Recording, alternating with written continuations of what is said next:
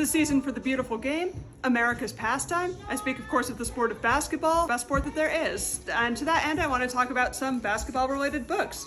The first has the excellent title of There's Always This Year on Basketball and Ascension by Hanifa Durakib, who is a poet and a writer about music and a writer about all kinds of things. And this is his very beautiful book about basketball and about love and about family and about how we construct identities around and live through and are inspired by these people who are able to achieve these sort of godlike feats. And he talks about basketball as a sociological phenomenon and as a spiritual phenomenon. You get this very personal book that is very much tracking the specifics of one person's mind and heart and experience, and also a book that is sort of a communal celebration and a communal reaching out. And it is a very Ohio book by a very Ohio author, so yes, it does talk about LeBron James.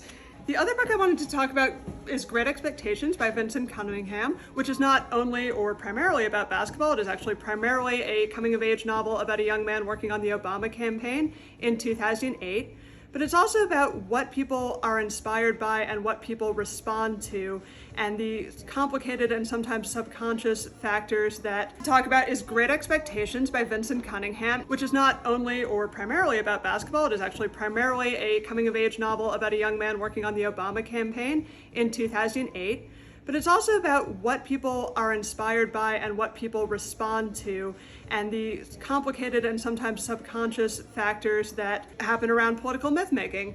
And to that end, one of my favorite parts of the book is about the Boston Celtics, who in 2008, like Barack Obama, were going to have a very good year.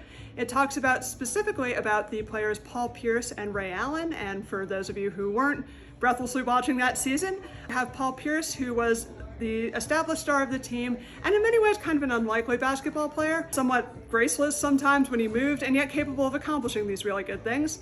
And then we had Ray Allen, who was a beautiful shooter and aerodynamic in look and game and style. And so what this comes down to is a barroom discussion of those two players and of who prefers who and what that means, and almost an exegesis of these two players' respective games. And I think in microcosm, it does what the book as a whole does so well, which is sort of pushing past political cliches to say like why people think what they think. And so again, that is Great Expectations by Vincent Cunningham, a book about politics that also has some great basketball.